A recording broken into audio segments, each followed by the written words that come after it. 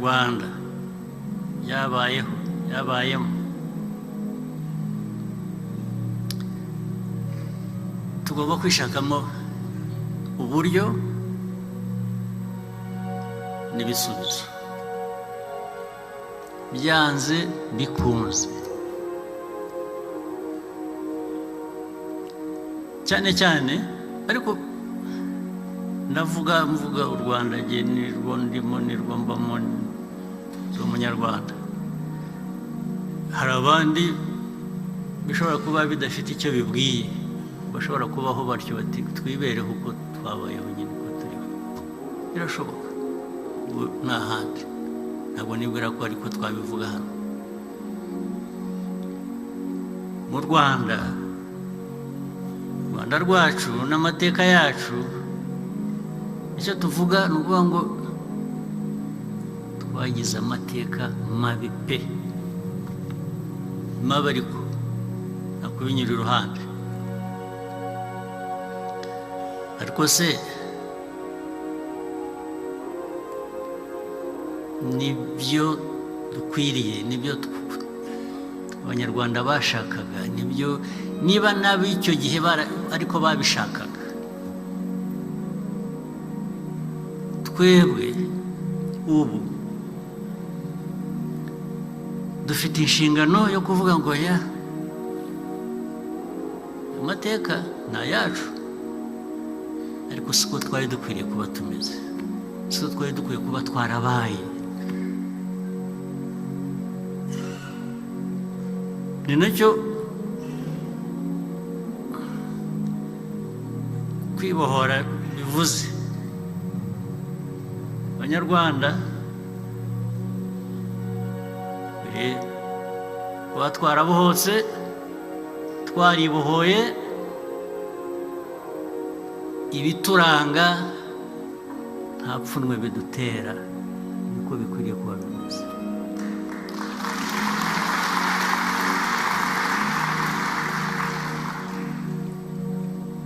ibyo nibyo twaberaho ni nabyo twapfira biramutse ari ngombwa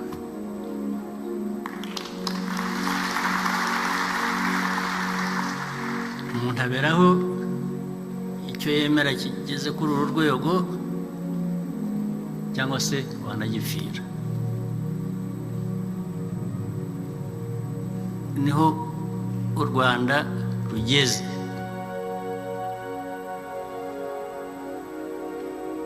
niho rugeze ndagira ngo mvuge ngo no ku babishaka no ku batabishaka abatabishaka turaguhendahenda rwose tukakwibaza ukuntu twinginga ariko turinginga bikarambirana ariko bikwiye kugera aho biri iyo ubonye bigeze ahantu bigiye gufata indi sura ishobora gusubiza abantu mu mateka tuzi mabi apana ukata umurongo pe uwurenga akabyishyura ntacyo twishisha kuri icyo ngicyo rwose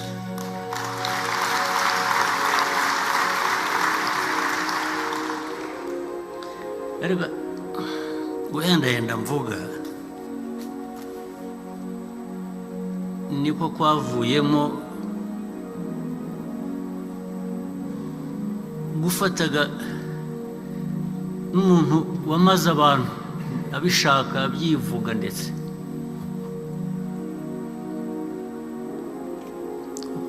ukamushakira uko wamubabarira ngo yongere abe umuntu iyo ubikora ntabwo ari uko cya cyaha kitaremereye ahubwo nk'abantu nuko icyo cyaha ushaka ko kitazasubira ariko uhereye no kuri wa wundi wagikoze cyangwa wakigizemo uruhare kumuha ubuzima bushya niba bishaka kuyongera beho. Ibi ndabitindaho kubera ko nzi ko benshi muri hano muri urubyiruko baracyari bato, bamwe aya mateka ubundi ntaho muhuriye nayo usibye kuyasoma, kuyamenya, kuba yarabagizeho ingaruka. Ariko kubitindaho ni ukuvuga ngo mubyumve neza, icyabaye buriya bifite impamvu byashingiyeho bijya kuba, bifite politiki, bifite ideology, bifite impamvu nyinshi yatumye biba. Utabikosoye, utarebye neza, byakongera no muri mwebwe nubwo mwita ngo muri bato, mwe ntaho muhuriye nabyo.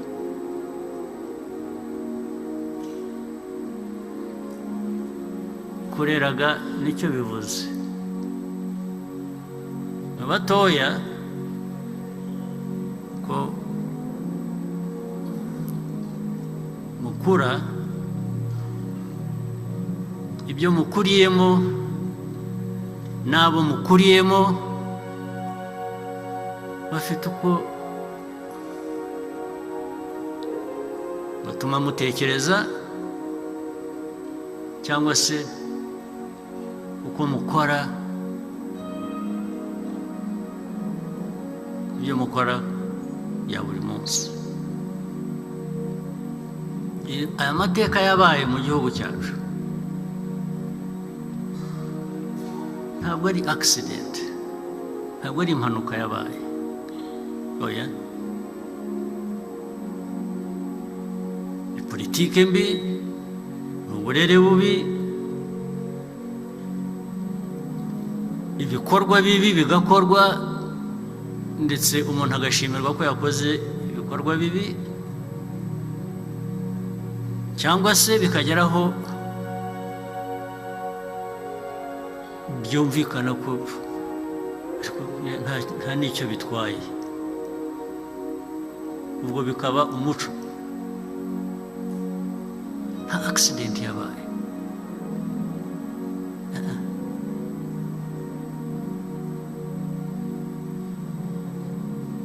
Yewe ndashaka no kuvuga ngo hari politike isanzwe itanafite n'agaciro. Ubu dushobora kwicara aha twajya mu mateka yacu tugatangira kuvuga ko ibyatubayeho byaturutse hanze, bifitemo a bit of truth, ariko sinshaka kwemera ko ibibi byatubayeho, byatugaragayeho ko byose byaturutse hanze.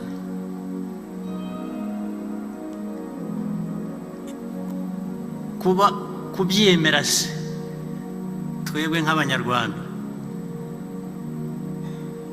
kubyemera bituruka hanze cyangwa biri muri twe? Umuntu yaza akakwigisha ati uyu muturanyi wawe, umuntu muvukana ufitanye amateka imyaka 100, uyu muntu ni umuntu mubi, dukwiriye kuba mugira aho muhurira. Uwo yazanye amatwara mabi, birumvikana, ni umugome, umuntu mubi, ariko wowe ubyemera ute? Wowe nta ruhare ubifitemo? Urabyemera, abantu bakagushyiramo icyo ukwiriye kwemera, ariko bikaba bariya bakigushyizemo, wowe wabyemeye ukaba nta ruhare ufite.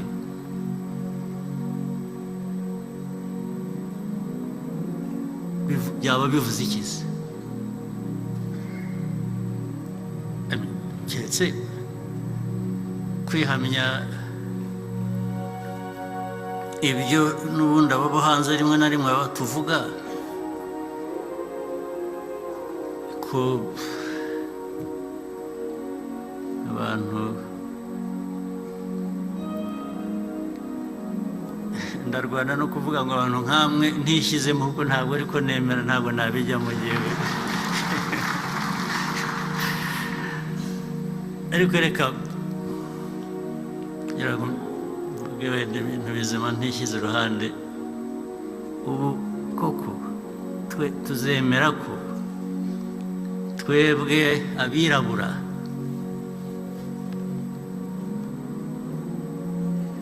turi abantu bari subhuman bari aho baciriritse abandi bari hano uburyo kuba abantu ariko twebwe turi hano koko mukabyemera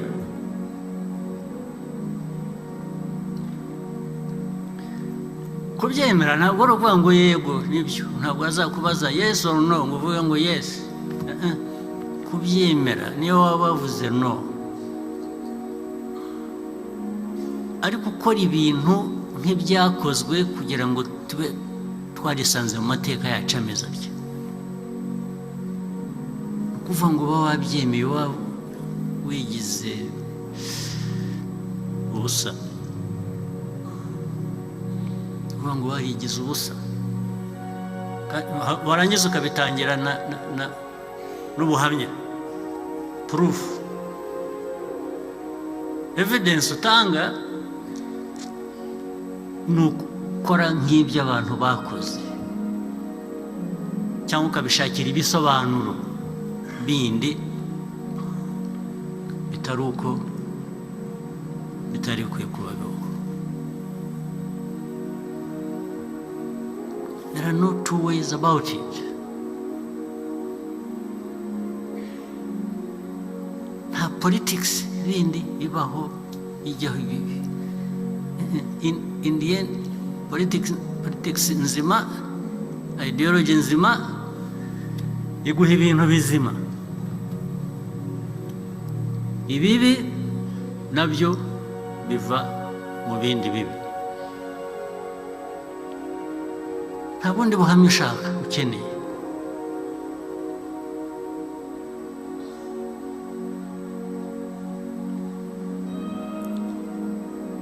Mwebwe rero mukiri batoya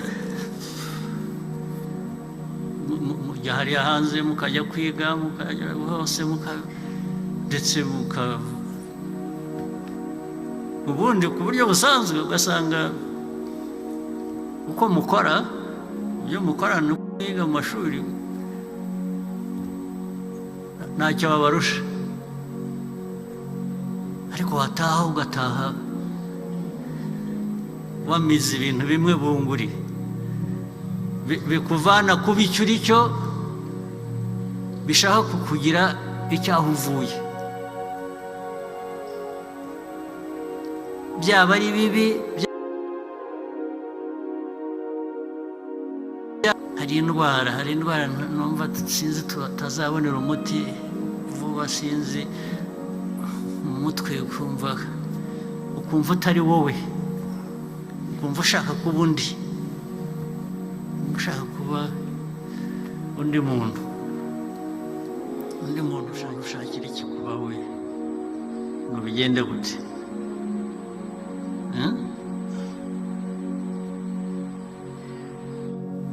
ariko nuko muri aya mateka yacu y'uruvange niko twapfuye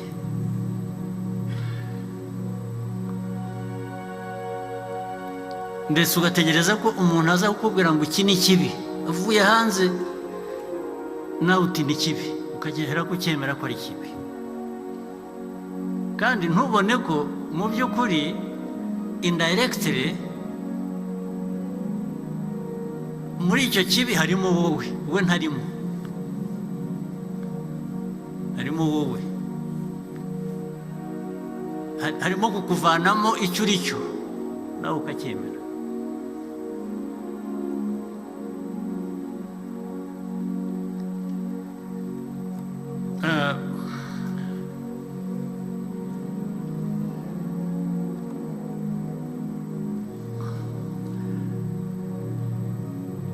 Hari ikibazo nigeze kubazwa n'abana ahantu ngira ngo hari ku munsi wo kwibuka ahantu, umwana w'umukobwa ndamwibuka arambaza atari ko ati wansobanurira impamvu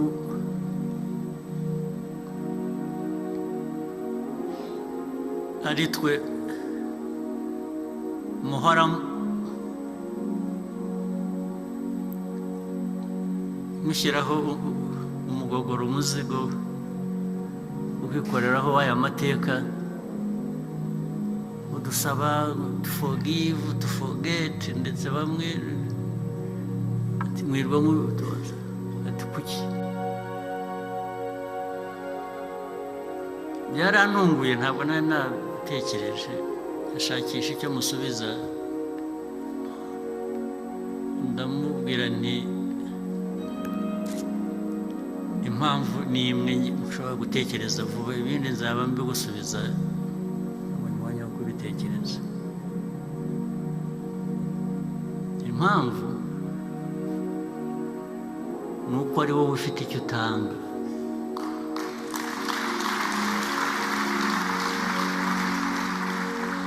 Icyo navugaga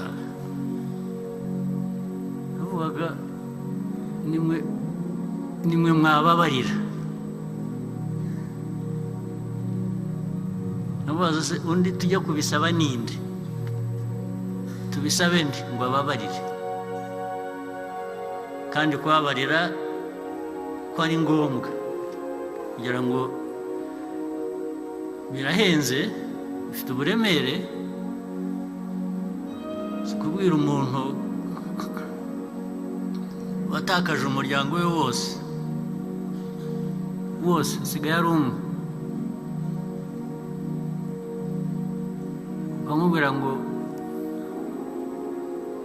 forgive, babarira. Ubu icyo kibazo cyanyibukije nibyo nahereyeho mvuga humanly nk'abantu. It's very difficult, biragoye. So niho n'uwo mwana yabikuye kuvuga kuki nitwe mu bisaba, kimuhora mutubwira buri mwaka, muhora mutubwira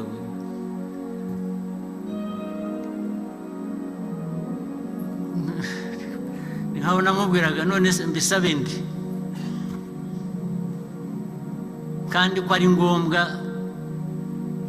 tugomba kubigira ku buryo tubona gutera imbere.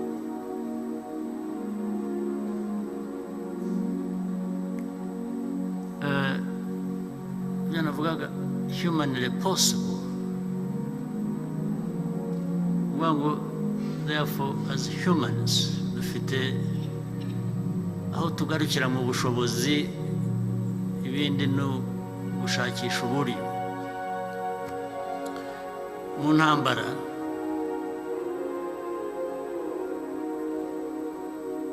z'igihe cya jenoside hari ba officers bamwe bagomba kuba bari hano, hari ba generals, ba fighters bari hano b'icyo gihe kera.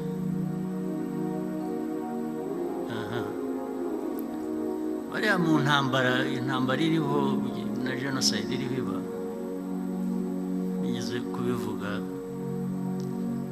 ntabwo mbibwira abantu. Hari ubwo bajyaga basanga ahantu bwicanyi bari bamaze kwica abantu ndetse bagasanga na mass graves rwose ariyo bikimara gukorwa bakanya hari nabo bavanagamo abantu bakomeretse ariko bagihumeka bakabavanamo bakajya kuvurwa. Byabaye nka rimwe bwa mbere bakamandazi bamwe babaga babiguyeho ntambara bakambwira rimwe na rimwe nabaga ndi hafi aho bakambwira ngo nze ndebe ibintu bya kabiri ndababwira ariko murabizi usibye kunyohereza message mukambwira ko hari aho musanze abantu nkabimenya ko hari ibyabaye ntimuzongere kuntumira ngo nze ndebe. Impamvu byari ukuvuga ngo niyoboye aba bantu niyoboye urugamba ninkomeza kubona aba bantu bishwe gutya biraza kuntera ikibazo gituma my judgment ibikwiriye ishobora guhinduka igatera ibindi bibazo ahubwo byiyongereyeho. Icyo gihe mpitamo kuvuga ngo ntabwo nzajya mbibona.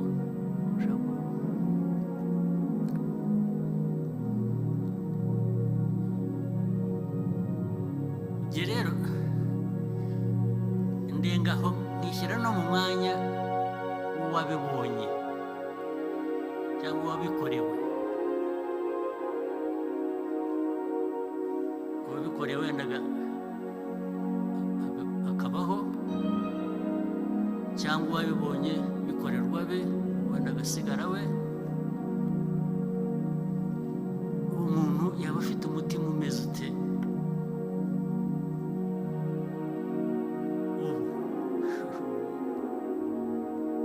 akicarana n'abantu akatwicaramo hano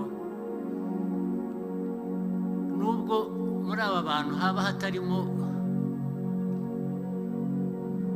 ababigizemo uruhare. Nk'umuntu arareba abantu ni nko kuvuga ngo ntibyababayeho nta n'uruhare mwabigizemo ariko se kuki bitanababayeho mwebwe kuki bitababayeho? Nishyize mu mwanya wabo. Itekereza rero ukuntu uwo muntu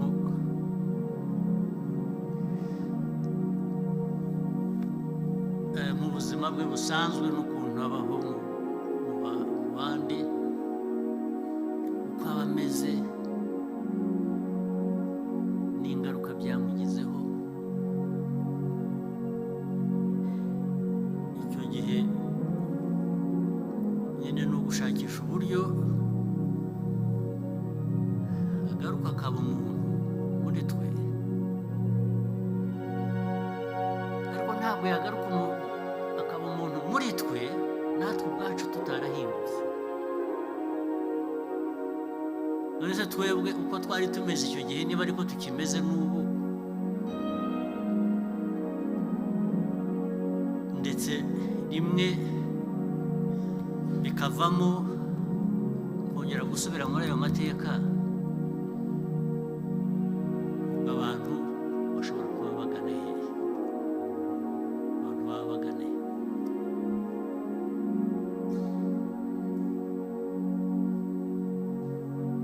Utagize icyo utanga muri wowe kikuvemo cyo kuvuga uti nubwo ntabigizemo uruhare byabaye ni bibi ntibikwiriye kuzasubira.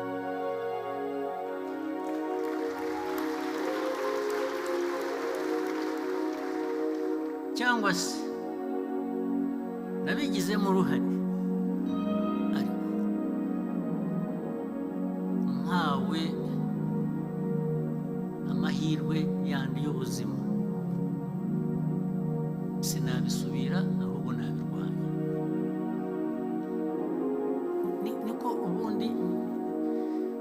ntabwo byoroshye nk'uko ndabivuga bigasa nkaho byoroshye, ntabwo byoroshye, ariko niko kuri, niko bimeze, n'ibyo dufite. That's what you have to confront. That is what we have to confront. There are no two ways about it.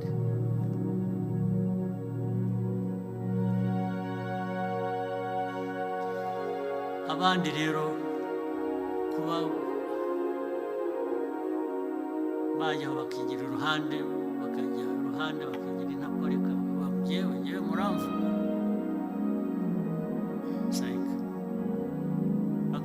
akarakarira abavuga aya mateka yacu mabi.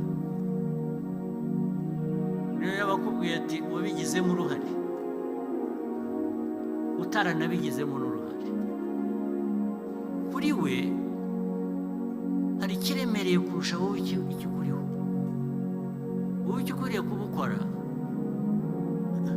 uti ntabwo nabigizemo uruhare, sinabigiramo uruhare, sinzabigiramo uruhare, ariko bikagaragarira no mu bikorwa byawe bya buri munsi, kurusha kwigira intakoreka cyangwa utavugwaho surinde. Urabona ko wamutuganiwe waburindiriye iki se? Mbere y'ukuri, imbere y'amateka nk'aya, buri wese ni ubusa.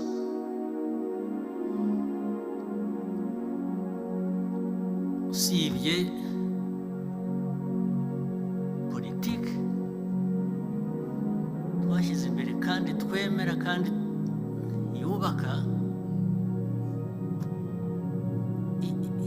yumva, itega amatwi n'ababa bafitanye isano n'icyo kibi, n'ayo mateka.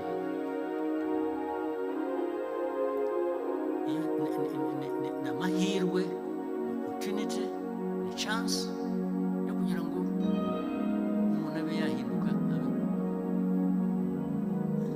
muzima, bya bindi inyuma bigende bisibangana. Two guhera aho ngaho, ko ntabwo twahera mu mateka mabi yacu, ntabwo tukwiye guhera mu mateka mabi yacu. Twebwe nk'Abanyarwanda twifuza, ntabwo twahera aho ngaho, ariko kudaheraho ntabwo bizaba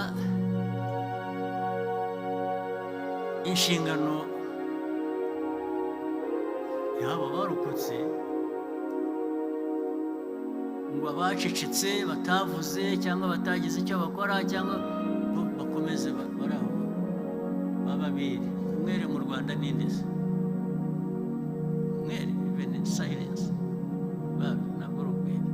Niyo waba nta kibi wakoze ugaceceka, ntabwo uri umwere, ntabwo uri muzima.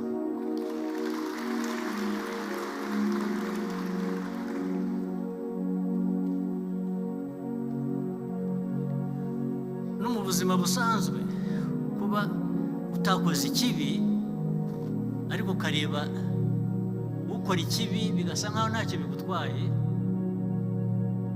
ukareba hirya, ntabwo nibwira ko uri muzima. Nta muntu muzima waba ari aho ngo abone ikibi gikorwa bibe ntacyo bimutwaye. Birashoboka ko aho bibaye uri nta bushobozi ufite bwo kugira icyo wakora, ibyo birashoboka, ariko ntibivuze ko byasa nkaho ntacyo bigutwara. Biratandukanye, n'ibintu bibiri bitandukanye. Uvuze ati byarabaye, narabirebaga, ariko ntacyo nayo mfite ntashobora gukora. Birashoboka, nibyo, ariko hari aho wagaragaye nkaho ntacyo byari bigutwaye cyangwa ntacyo byagutwaye.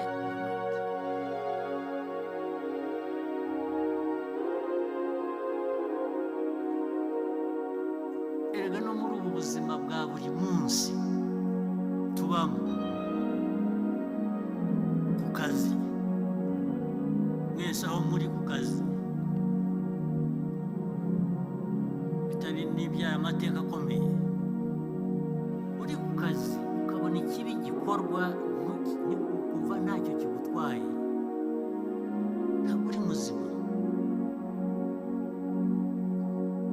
ntabwo uri muzima. Ni ukuvuga ngo nawe ubonye umwanya wabikora, cyangwa uzabonera umwanya uzabikora. Nicyo bivuze. Mu buzima busanzwe bwa buri munsi twibamo, abakozi ku kazi umwe agafata umutungo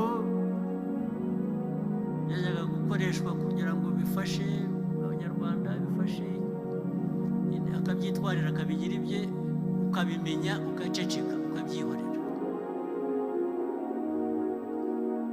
arangiza bamwe bagahimba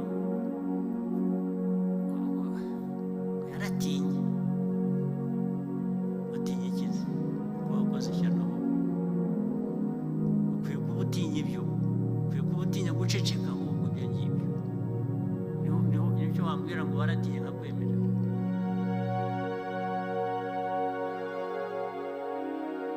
Kuvuga ngo ahubwo iyo ucecetse wabibonye wabimenye nawe